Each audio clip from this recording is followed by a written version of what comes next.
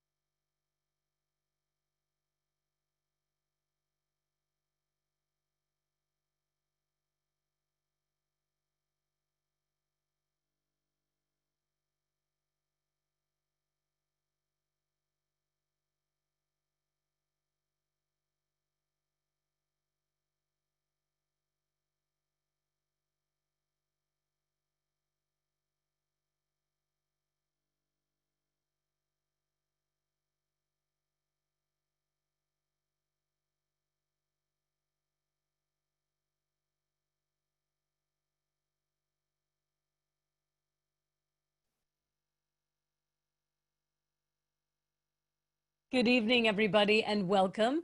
My name's Holly Furfer. I'm with CNN, and tonight I am so excited and honored and just grateful to be a part of our book festival in your living room. We now have a consortium. So on behalf of the Marcus Jewish Community Center here in Atlanta and all of the JCCs that are part of this consortium, we welcome you and we thank you for joining us. Tonight, we're going to be talking to Fred Guttenberg and his beautiful new book called Find the Helpers, What 9/11 in Parkland Taught Me About Recovery, Purpose, and Hope. It is an incredible read. I can tell you, I read the book in one sitting. It took me just a couple of hours. I could not put it down. And if you haven't already bought the book, I suggest you go ahead right away and buy two. You're going to need to buy one for yourself and for somebody you love, because you're going to want to share the message and the stories in this book. Now, if you look at your screen down at the bottom, you see we've got participants, Q&A, chat, all that kind of stuff. Okay, in the chat section, you will find all of your local booksellers where you can get Fred's amazing book. And we do appreciate you supporting the local booksellers in your city. As we know right now, it's a tough time during COVID, the pandemic, this economy. They really could use your support. And then if you have any questions, which I know there will be many questions, and I hope there are, because you are so going to enjoy talking to Fred, please put them in the Q&A section at the bottom, because that's where I'll be monitoring, and I promise I will try to get to every single question for you. Okay, so I want to tell you a little bit about our honored guest. Prior to his loss, Fred Guttenberg's professional life included over a decade in sales and management with Johnson & Johnson, followed by almost 15 years as an entrepreneur, having built a business that included 19 Dunkin' Donut franchises. Today, Fred and his wife, Jennifer, spend time challenging our elected officials to do more and are aggressively pursuing strategies to enhance public safety, enact common sense gun safety, and turn out the vote. He's created a nonprofit organization dedicated to Jamie's life called Orange Ribbons for Jamie. And it's allowed him to assist charities that Jamie was passionate about, as well as prevented death like Jamie's from ever happening again. The nonprofit is now his full-time mission. So ladies and gentlemen, welcome to Fred Guttenberg. Good to see you, Fred. How are you, everybody? Thanks so much for being here. This book was just such an amazing, beautiful tribute to both your brother and your daughter. But before we begin that, how are you doing? How is your wife, Jennifer? How is your son, Jesse? How is your family?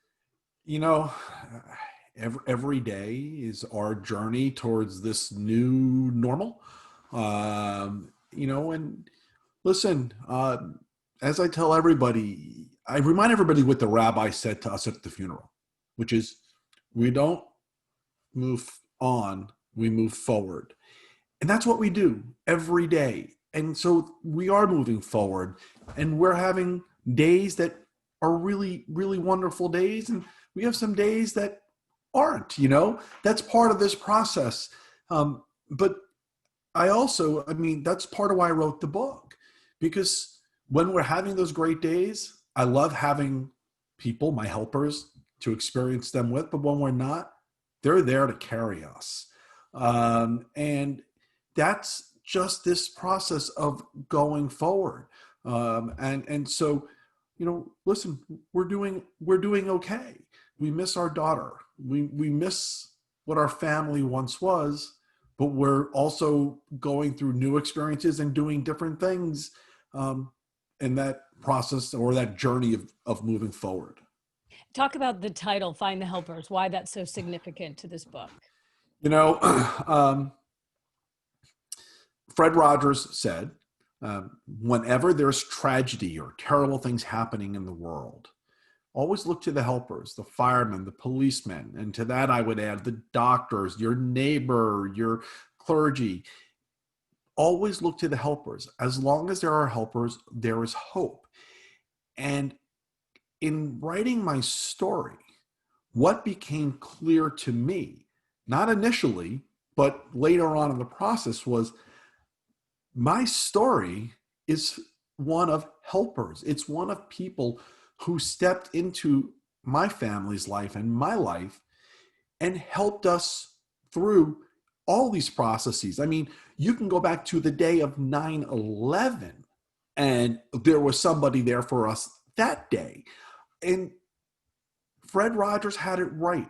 As long as we have our helpers, and we all do, we have hope.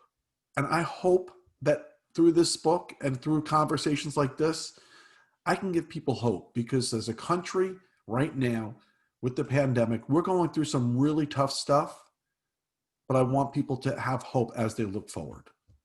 And I have to tell you, in the very beginning, one of your quotes just stuck with me, and it was, "Grief is love with no place to go." And that's what this book is filled with, love. It's love, it's grief, but it's love. And I want to start with, you tell the story of what your life has been like for the past 4 or 5 years, actually since 9/11. Let's go back. So I want to start where the book starts, with your brother, Michael. So tell us about Michael. Well, I can't call him my baby brother, but he was my younger brother. We were exactly 13 months apart. And Michael was somebody who, from the very earliest days, you knew he was going to have the life of a first responder. He was that kid on a bicycle who chased the fire trucks, the ambulances, the police cars.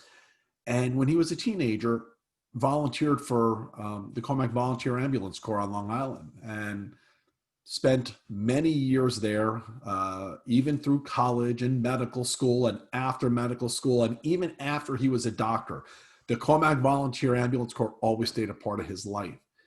But Michael was a hero, and he hated being discussed that way, because he thought of this as his mission, as his job.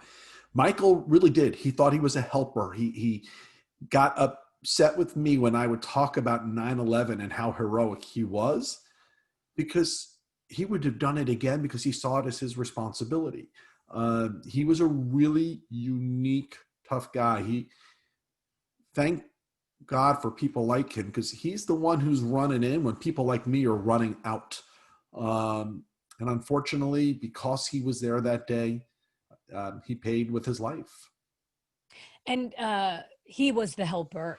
But that day, tell us about the remarkable helper that walked around, the anonymous woman who you still don't know who she is, but how she helped you. And this is part of that, what you're talking about. Yeah. There were so many people to give other people hope, especially your family.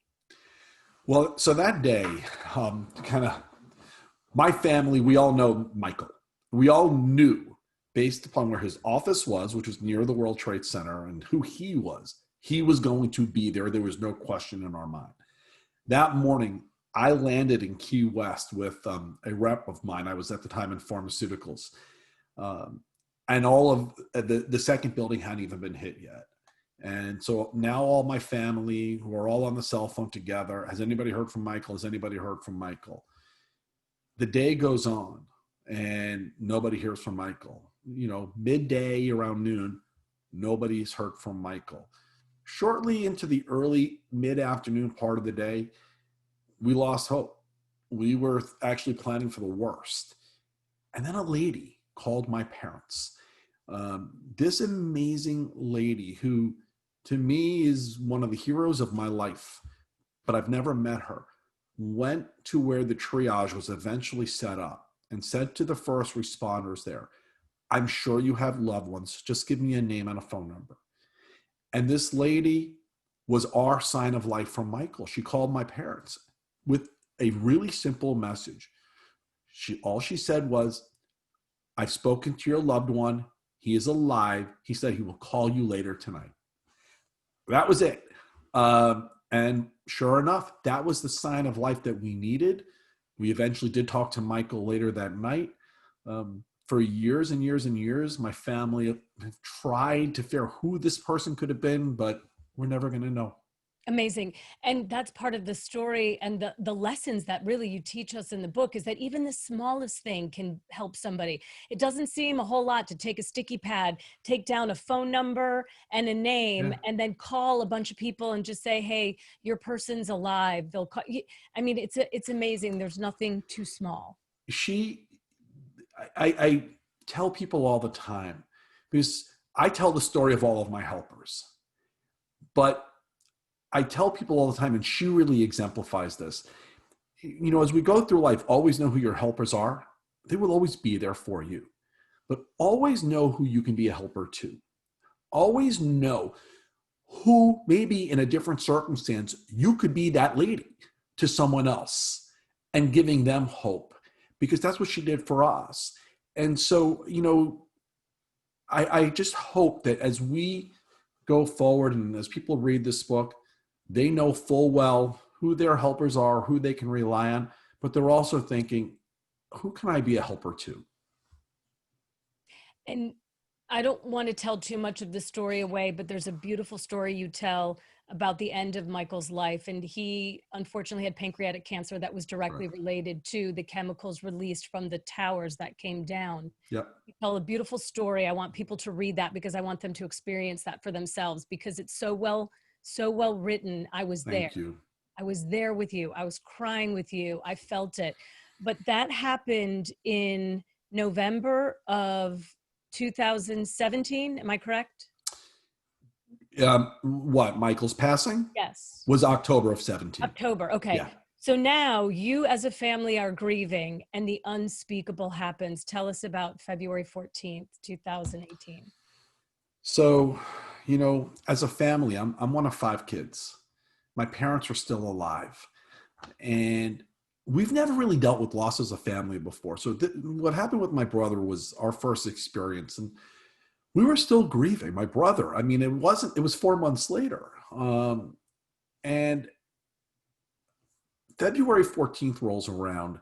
And in my house, I was really excited for February 14th for a couple of reasons. Number one, it was my wife's favorite holiday.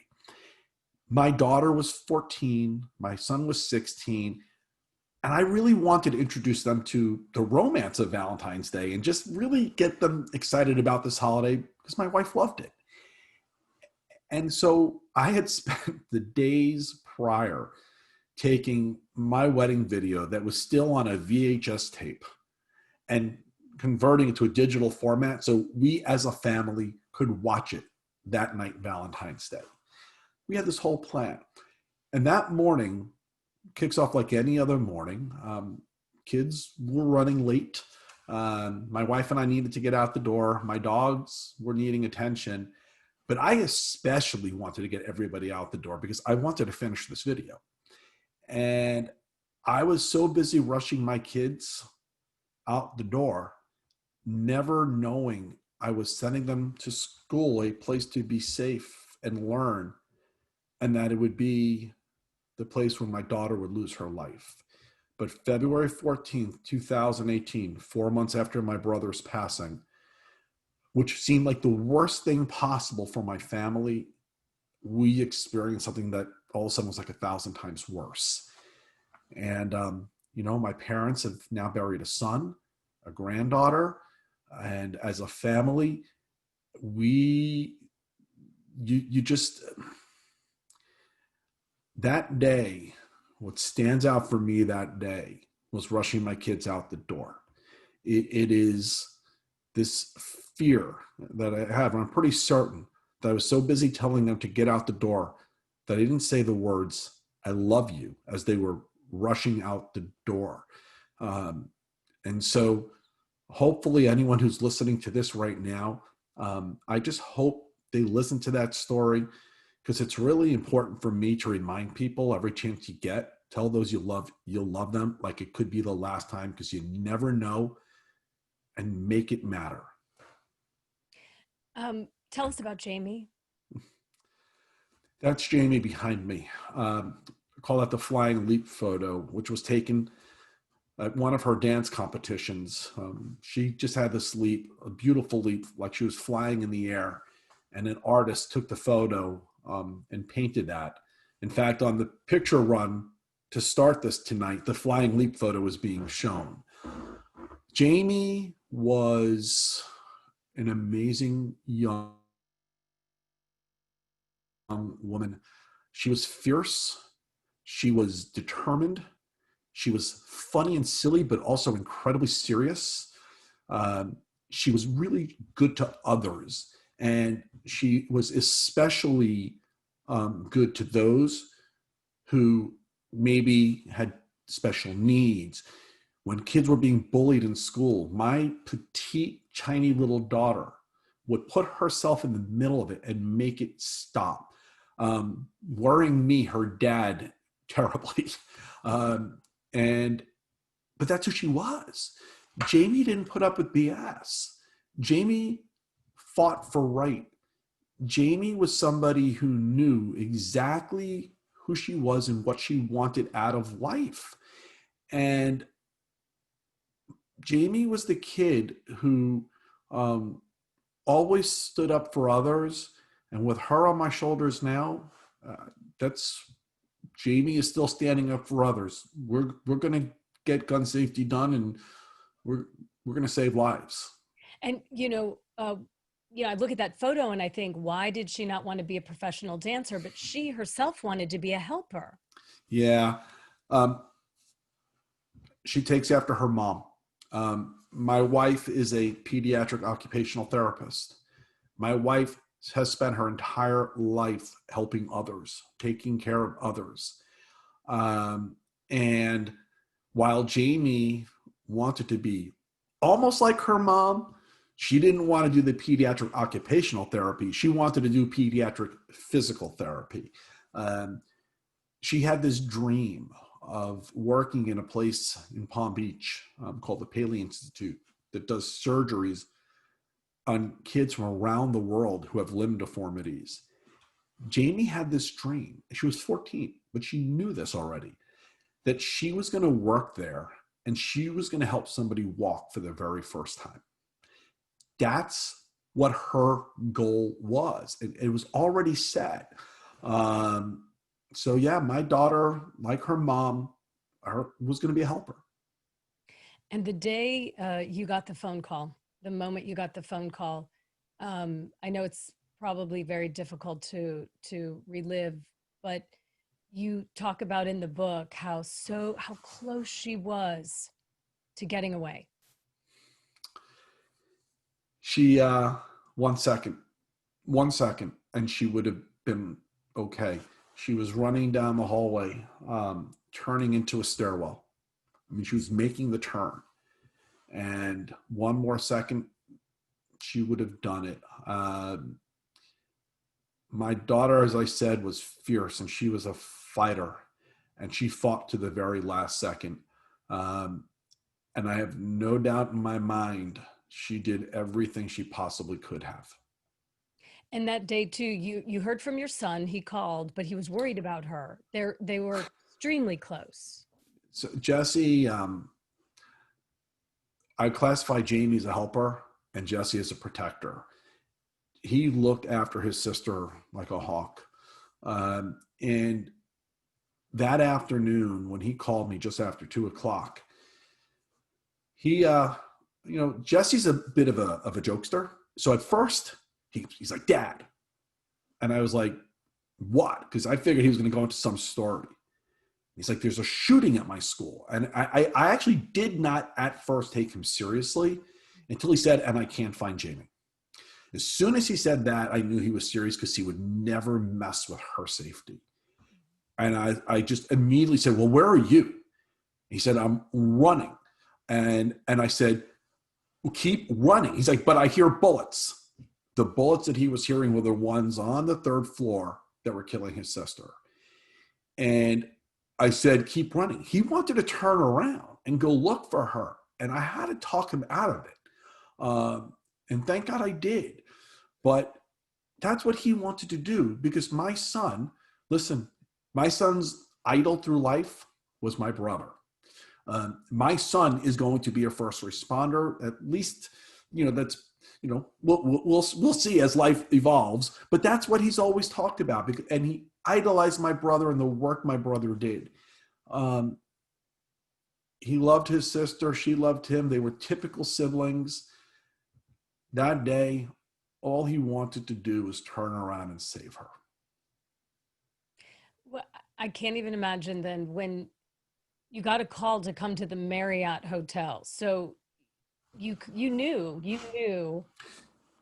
this is not going to end the way I wanted to. You had a suspicion what was happening. Yeah. So what happened was Jamie and my wife communicated everything. If Jamie's shoelace became untied, she would be texting my wife to let her know.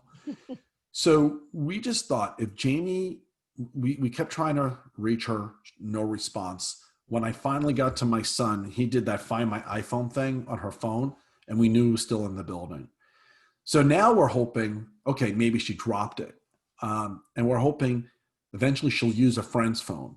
As her friend started calling her parents and nobody knew where Jamie was, my wife and I decided we better go head over to the hospital. So that's what we did. The hospital, we were there for, I guess, about an hour, a little over, and they had no sign of her. They checked other hospitals. Now my wife and I are in true panic. One of my dearest friends, he's like family to us now, was a Coral Springs police officer. And throughout this whole process, he and I were communicating. He went back to the school. And as I'm leaving the hospital and we're almost getting on the highway, he calls me and he says, meet me at the Marriott. And I said, I don't want to go to the Marriott. I want to go home. He goes, meet me at the Marriott. I said, why? So he goes, because that's where they're telling all the families to meet. I said, Scott, I want to go home. Do you know anything? And he broke down and he said, she's gone. He found her, identified her. Now I'm driving. That's part of why he didn't want to tell me while I was driving.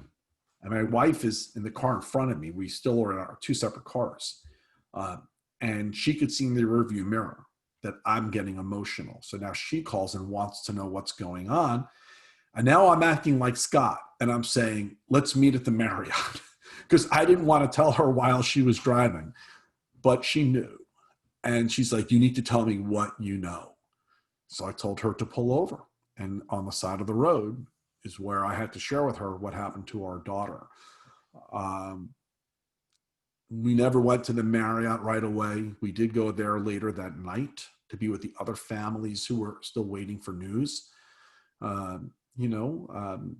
Pretty quickly it got out on social media because, our friends who were constantly trying to stay in touch with us, trying to help us find Jamie, started letting each other know. And before you knew it, media was all over my house. But yeah, that was a night that it's still, I think about it and it just spins, there's details about that night. I remember them as if they were happening like right now. And there's parts of that night that are just a blur. You had a lot of helpers that night too. I did.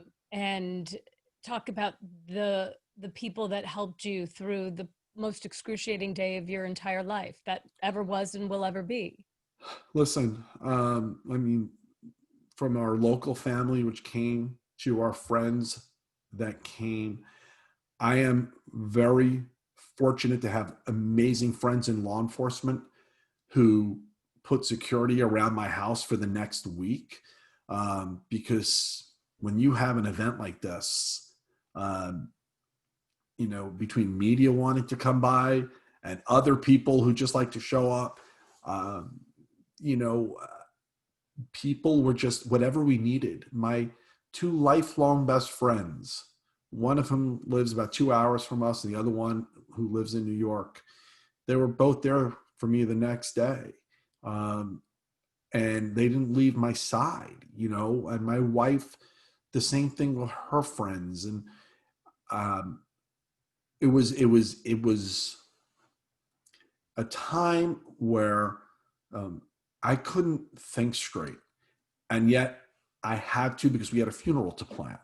Um, my Jay, who I talk about in the book, who brought us to plan the funeral, he sat outside the room, so we had our privacy, but he stayed close enough to hear every detail so that I wouldn't forget a thing. It was moments like that. And, he overheard the concerns about how big the funeral was going to be, and knowing that we couldn't do it at the cemetery, there was going to be too many people. He was already working on it. He took care of it. And I'm so thankful for the people who just were there for me in ways I never would have expected, and continue to be honest. I know a lot of people wonder, and I wonder how you get up the next day, how you even go to sleep with that kind of heartache and devastation. How how did you get through day to day to day to plan a funeral? You had 5 days of sitting Yeah. Shiva. How do you function? Because I'm still a father, I'm still a husband, and I still need to take care of Jamie. What happened to Jamie, I still had to take care of it. So part of the way I did it in those early days was to keep. Well, part of it is a blur. I'll put it that way. It really is. But you don't have a choice. You have to go forward. And I had my daughter who I needed to take care of in her end of life. I had my son who I needed to take care of because of what happened to him in his life. And my wife and I needed to take care of each other. So we had to just get up. We had to go on. Um, some days easier than others. One of the things that I did, especially really, really early in this process, when I just needed to clear my head, is I got in my car and I put on my music. I talk about it in the book. Billy Joel was a helper to me who I'll never get the chance to tell in person, but he was, because I would put on, just like I did when I would drive when I was in college. I would drive my 4 hours to college the entire time listening to Billy Joel. This was the same way. I would put on his music. It would clear my head. I would get me to a place where I could now go do what I had to do next. Um, Whatever I needed to do to be able to function is what I did. And if there was something that I couldn't do, there was somebody there saying, I got this. And you also talk about some unexpected helpers. So you talk about Senator Ted Deutsch and his wife Jill. And if you would relay that encounter, because not only is it your best friends and your family members and your Yeah. neighbors that are the helpers, but the people you don't expect to be the helpers turn out to be extremely important in your journey. I love Ted and Jill Deutsch, and they know that. But when this happened, I that week did not want political people in my house. I actually blamed political people for what happened to my daughter because I felt this should have been handled already. So I was angry. Um, but my sister and Jill Deutsch had a mutual acquaintance in Ohio. And my sister, my older sister, always looking out for her baby brother, thought it would be a good idea for me to have my congressman, who was Ted Deutsch, come to the house. And Ted, through Jill, had reached out through this friend to my sister. And I was adamant, no. My sister persisted. Eventually, I agreed. I said 10 minutes. We met Ted and Jill Deutsch in my driveway. When they got there, I pretty abruptly told them they have 10 minutes. And apparently, and again, things are a blur, but Jill and my sister have since verified this. I put my finger in Ted Deutsch's face, and I told him that I blame all the politicians for this. And I said, you're either going to be with me doing something about gun violence or you're going to be my worst enemy. And he said, I'm with you. And make a long story short, they came in for what was supposed to be 10 minutes. They ended up being the last people to leave that night. My family fell in love with them. My wife and I fell in love with them, and we've been friends with them ever since. And he's been a great advocate for you as well. Great advocate, a great helper. With my first couple of visits to DC, he literally turned his office over to me. Whatever I needed, organization, someone to show me where to go, someone to walk with me, somebody from his office was doing it. My very first visit to DC was about 3 or so weeks after Jamie was killed. And Jamie knew how to access my phone. Having a code didn't matter. And she had put on my calendar this thing called Love Jamie Day on random days throughout the year. And when it would come up, it was like a Valentine's Day on steroids between us, and I'd be usually working. She'd be in school. It would come up and I would text her, and that would be the start of Love Jamie Day. That day in DC, as I'm getting out of my Uber and walking into Congressman Deutsch's office building, a Love Jamie Day notification comes up on my phone. It broke me. And I sat outside the building on a step crying. And eventually I collected myself. And it was, for me, a sign from Jamie that she was with me today. So I went into Congressman Deutsch's office and I talked to them a little bit about this. But the rest of that day, there was somebody from his office with me the entire day, making sure that I got everything done that I wanted to get done. I'll be forever thankful for how amazing he has been to our family. And talk about, I want to talk about now how you've become the helper. We know you had a lot of helpers. John Kasich, you tell a beautiful story about him in the book. Nancy Pelosi, Debbie Wasserman Schultz, even the actor Bradley Whitford, who writes the foreword. You've had a lot of helpers you talk about. I don't want to give away too much because these stories you have to read them. You have to experience them from the book. But now you've become the helper. At what moment did you say, that's it, this is my life's work now? We are going to pass gun safety legislation that makes sense in this country? February 15th, I went to a vigil in Parkland the day after my daughter was killed. And when I got there, I ran into the mayor of Parkland, who saw me the night before at the Marriott, who said that she was convinced that night that I was already on this mission. I don't even remember meeting her at the Marriott, but like I said, parts are a blur. When I got to the vigil, she asked me if I wanted to speak. And I hadn't written anything down, but I said yes. And I went up to speak, and I looked out at the thousands of people who were there from this community that has been shattered by gun violence. And it was up there as I'm just letting my heart out that it became so clear to me, my family was just affected by gun violence. That was like where it registered for me what was happening. And that was the night I got home from the vigil and I walked into my house and I'll clean it up. But what I said to everybody was, I'm going to break that effing gun lobby. It was that night at that vigil, and I've walked in, and ever since then, I am on this mission to break that gun lobby that has held legislators and legislation hostage. This is not an attack on anybody's gun ownership rights or Second Amendment rights, but we as a country can and will do more to keep weapons out of the hands of those who predictably will kill. It is the days of doing nothing are over, and I intend to work with our next president, Joe Biden, on getting it done.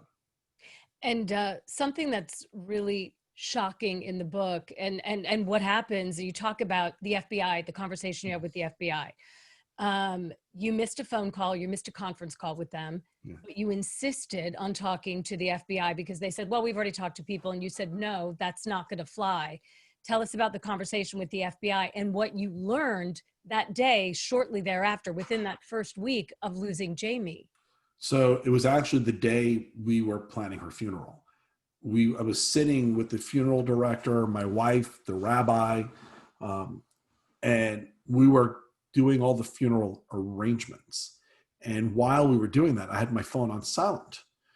And while we were doing that, the FBI was trying to call me and text me, but my phone was on silent, so I didn't know. And they were saying they wanted to have an urgent call with the families. By the time I got done with the funeral arrangements, the call had already happened. So I called the number back and I spoke to a woman who said, well, you've missed the call. You'll have to wait until, hear it later. I said, no, if the FBI needs to talk to me about something that happened to my daughter, I need to talk to them now. I got really ticked off. She says, I'll have someone call you back. So they did call back. Now we're sitting there and we're actually picking out caskets. And while we're picking out caskets, because I left my phone on in case they call back, they did. And the person from the FBI proceeded to tell me that there was a problem with a call center and that a month before they received credible intelligence that this was going to happen and that they never acted on it. And the reason why they wanted to talk to all the families is the media found out. And they wanted to let us know before the media put the story out there.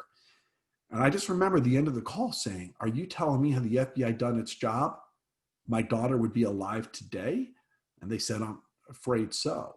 And this conversation is happening while I'm picking out her casket. So the FBI was the last line of defense with the most active, credible intelligence, and they didn't pursue it. And so, long story short, there is litigation now as a result. And they've put up their usual defenses around having immunities, which typically it's almost impossible to sue them. But we've gone through all the different hearings, and fortunately, we have so far won all of their motions to dismiss, and this case is going to trial. Good. And it has sort of spurred on what we have now in a few states, the red flag laws. We know Colorado, Nevada, Hawaii, New York, I believe. Florida, New York. Right. Talk about the red flag laws, because if this had existed or if this was a national law, this may never have happened in the first place. If the laws that we passed in Florida after my daughter killed existed before she was killed, she wouldn't have been killed. Red flag laws are one example, and they're saving lives everywhere they've been passed. The other law that we passed was changing the age for purchase to 21. Had those two things been in place before February 14, 2018, this likely would have been prevented. But red flag laws should be the law of the land.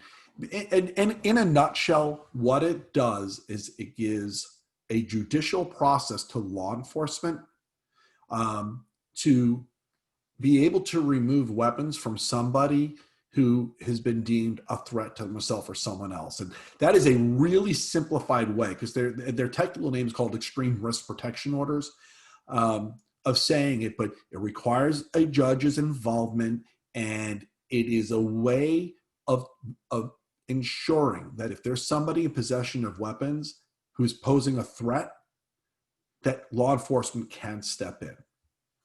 And you obviously have delved into this 1,000%. And you talk about, what needs to be done. First of all, funding for CDC research, right? It's not there. That's what we need. We need to find out about this. You're talking about concealed carry reciprocity, with the NRA and what they're trying to pass nationwide. And let that happen. Right. So you are fighting all of this. What is the hardest of all of this? The biggest challenge, the biggest hurdle that you see? Where are you finding the most resistance? The biggest hurdle is, listen, gun violence isn't partisan.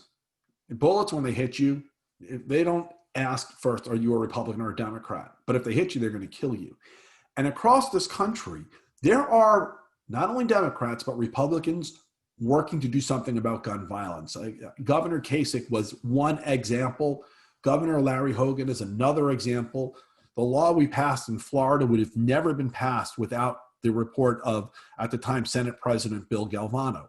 So there are Republicans who understand this. But in Washington, D.C., there's a firewall. And you have an occupant in the White House right now who's got a hotline with the NRA, and he's basically become their megaphone. And you have a Senate majority leader who has shut down the ability to so much as have a conversation on this.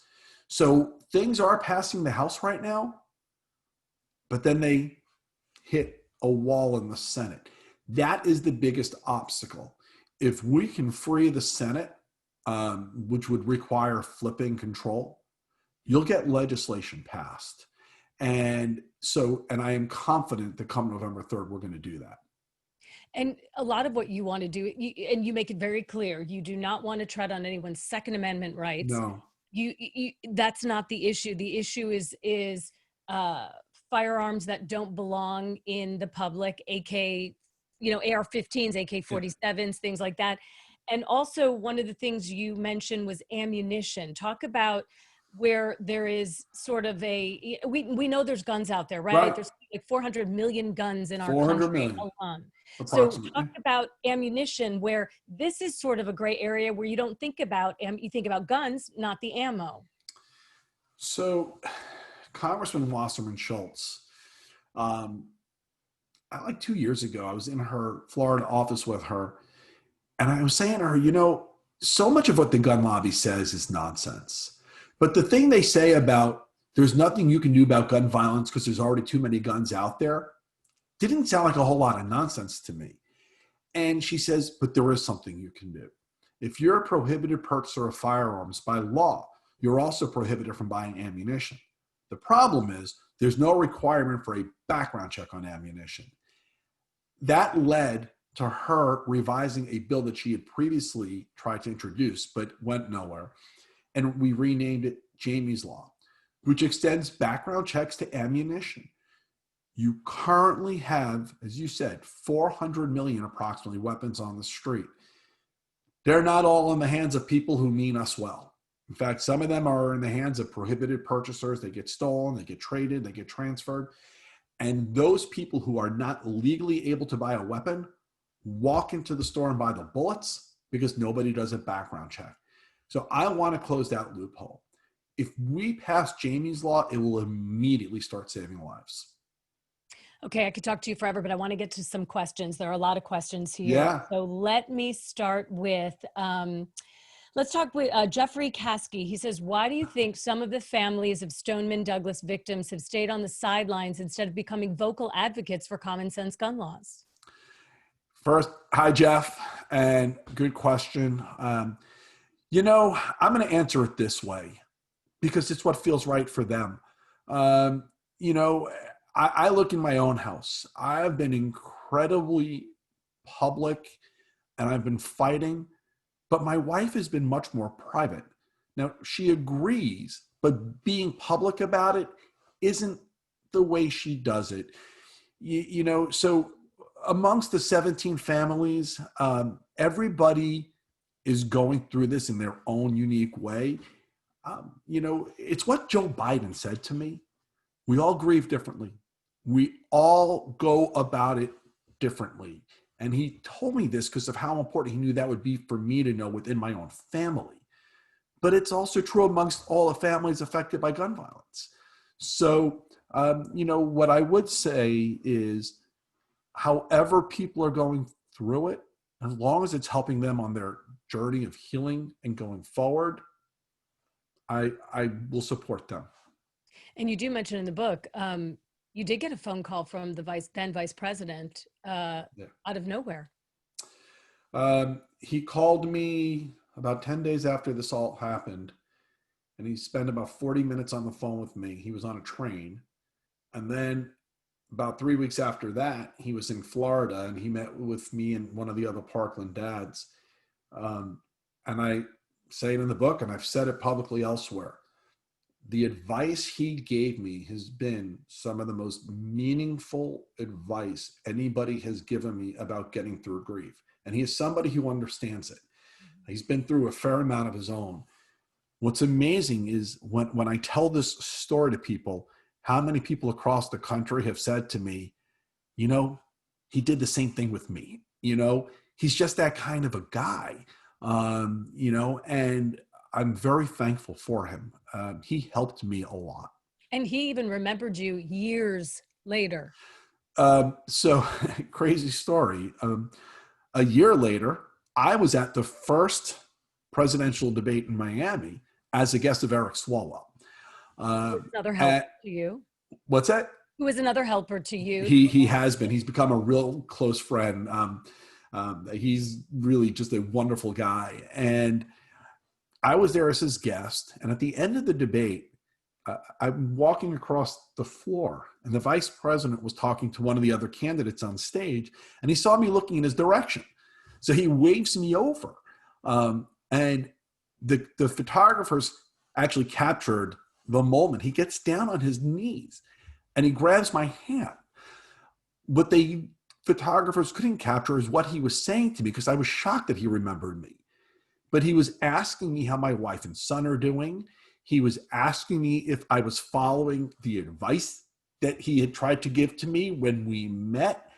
I was blown away, to be honest, because as everyone will recall, and she's now the vice presidential candidate, but that was the debate where they got into it.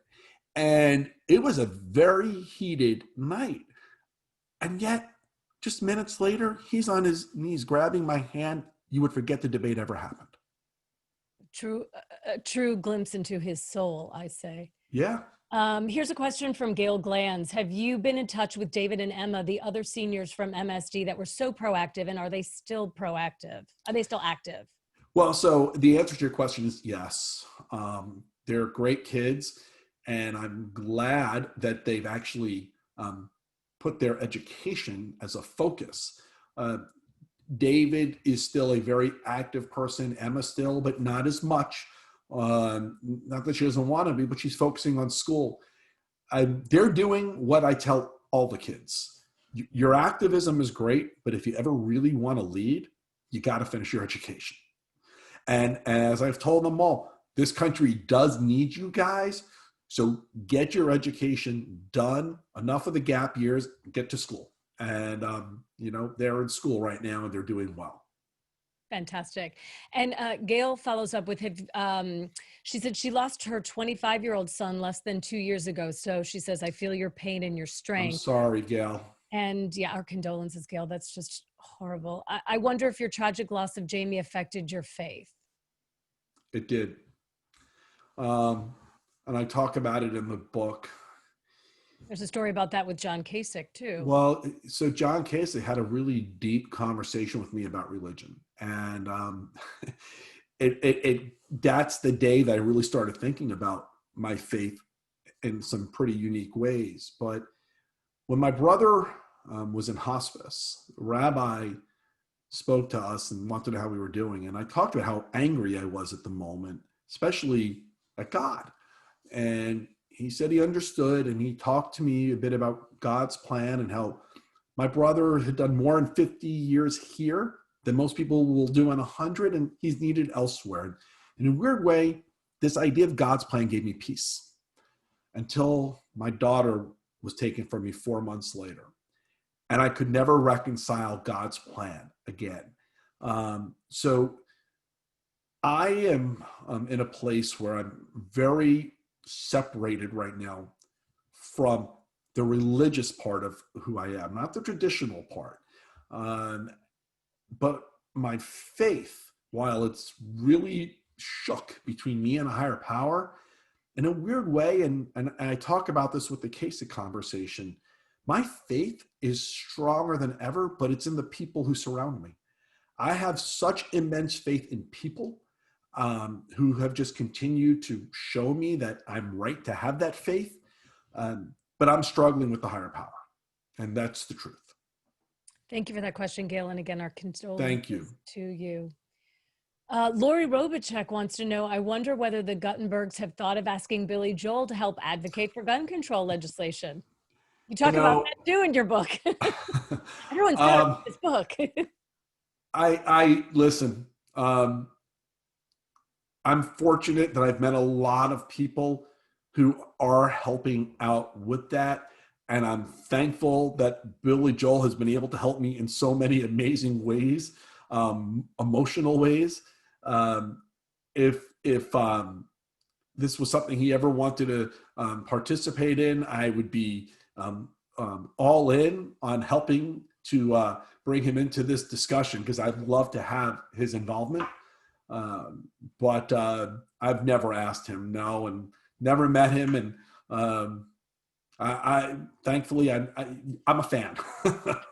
I love that. So Chattahoochee Handweaver, so they know this story. What's your secret of being one of the first to reply to the tweets to that, quote, person who cannot be named? I'm just reading the question. So, and I will fill that blank in. President Trump tweeted to you or at you after the massacre. Yeah. And you replied. Tell us about that, because you were on that.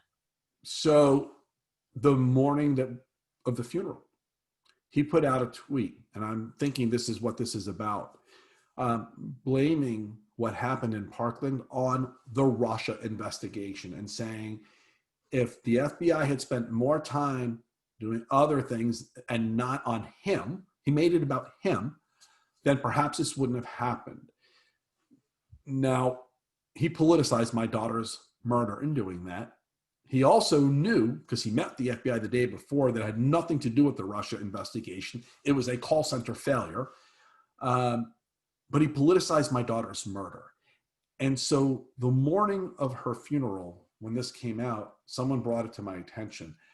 I was furious. I was pacing my house. I had already written my eulogy, and my wife was trying to get me to calm down. But I was just so angry that on this day he would do this.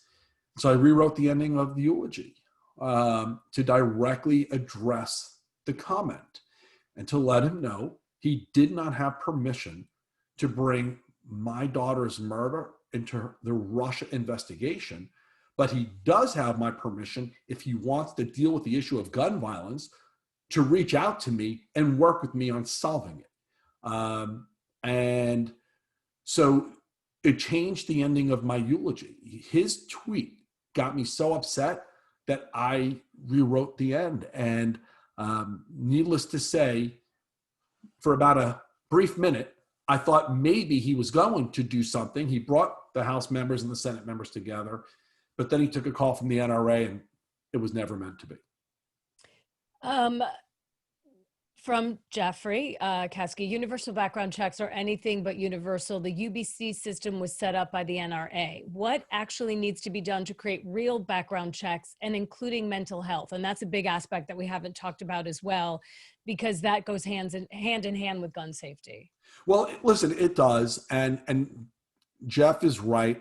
The background check system is full of holes and flaws. and it needs to be fixed. And there's legislation currently that has passed the House that fixes a lot of those holes and flaws, not all of them, but it's far better than what we have now. It just needs to get through the Senate. Regarding mental health, listen, I agree with Jeff. The mental health system in this country is broken. It's underfunded. And even worse, the people who cause that funding issue are also the same ones who will then use it as a political prop to say, this happens because of mental illness. Well, no, gun violence happens for a lot of reasons. Many countries have mental illness. We need to do better with mental illness in this country. We need to do a better job of funding it. We need to do a better job with red flag laws, but there's much more to solving the issue of gun violence than just blaming it on those with mental illness. June Anhalt says, I was stunned to hear the father of Meadow Pollack's thoughts. They are so removed from yours. Are you able to discuss matters with him given the huge difference in your beliefs? And if you want to mention what his beliefs are versus yours. You know what, I don't. As I said to an answer earlier, all the families are going through this differently. And I'm very thankful for, I think, the majority of the families that have a similar point of view to me. But, you know, listen, Andrew lost what I lost, a daughter. And, you know, his response is what seems natural for him. And as I've said to many others, because he has worked really hard on issues around school safety, if he's successful dealing with issues around school safety and I am successful dealing with issues around gun safety, even though he and I disagree there, then this country is a safer place. And I can be okay with that. Somebody, an anonymous attendee says, is there something we could be doing about the militias we see who are emboldened by this administration? We see a lot of this in Kenosha. We saw what happened. Do red flag laws apply? Because I think a lot of that is, we know that case, District of Columbia versus Heller. It's sort of that interpretation of the Second Amendment. It is a great question. I am deeply concerned about the militias.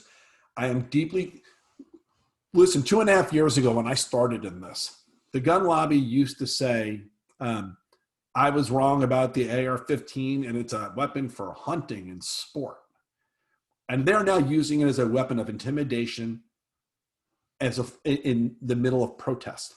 And they are making the case for why that weapon should be banned. We saw what happened in Kenosha, Wisconsin, where a 17-year-old teen who should have never had his hands on that weapon used it to kill more than one person. Unfortunately, these militias right now are being emboldened by this administration. It's part of why I am so committed to this next election, because what they're doing is not okay. This country was founded on peaceful protest. And the idea that we should be bringing AR-15s into the middle of that protest is incitement. It's aggressive. The reality is people are going to get killed. This country has survived hundreds of years being able to protest in peaceful ways. And no, we can't allow this to continue. And the next president is going to have to take steps to put that genie back in the bottle. And I want to read a comment by Barbara Dundee. She says, we all need to work to dismantle the NRA and take back the Senate. You are truly your daughter's hero. And I would also say that your daughter was a hero. And finally, we have a few more here. Jane Bennett, great question. How is your son? How's Jesse doing? You know, Jesse is, he's an amazing kid. He's been very affected by what happened, you know, and the good news is he's got my wife and I, and he's got these amazing friends who, and I talk about it in the book, who, especially in the early days, they did not let him out of their sight. His hockey team, even the day of the funeral, because he's, you know, a fire cadet, all the fire trucks from all over the state, they showed up to make sure my son could see their presence and to give him that sense of, we're here for you. And thank God people have been there for him. And So he is doing okay, and he's going forward with life. He's going, right now he's pursuing his mission of becoming a first responder. And he's a great kid. We're glad to hear that he's doing well. And I want to ask you one last question from an anonymous attendee. Have you thought of running for Congress? So I've been asked before, and I don't want to. I am really focused on being a pain in the ass and continuing, and excuse my language, but continuing to hold people accountable for the decisions they make about our safety. I don't have a political interest. I don't want to be a fundraiser.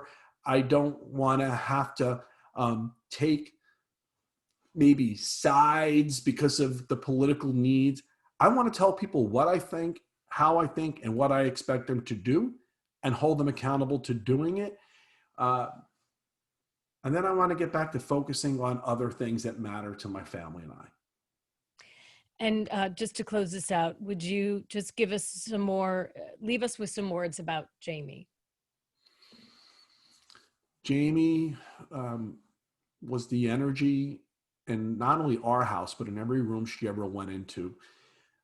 She was silly. She could make you laugh. She could also make you scream because of how stubborn she was, but she always made you react. You were always reacting to Jamie. Everyone who knew Jamie always felt her presence. My house is a much quieter place now without her. And, the world lost a soul that was bound to do amazing things. My wife and I and my son are determined to carry on Jamie's legacy of doing great things for others who can't necessarily for themselves. And I know Jamie would be proud of us for what we're doing. And you're doing the Orange Ribbon campaign as well. I want people to know about that because they can support you directly. So Orange Ribbons for Jamie is the organization we started to honor Jamie's memory. Orange happened to have been her favorite color. It's also the color of the gun safety movement. But before we ever knew that, we had already started the Orange Ribbons movement. And we use it to honor things that matter to Jamie in life. So we've donated to this Paley Institute. We're a dog-obsessed family. We've donated to the Humane Society. We've donated to anti-bullying programs. But I think the thing we're most proud of is the college scholarship program that we started for kids of all abilities. And it's basically 3 buckets. The first group is for a child who wants to go to school for a major that would be helping others. Why? Because that's what Jamie was going to do. They need to have a year background or more in dance because Jamie did.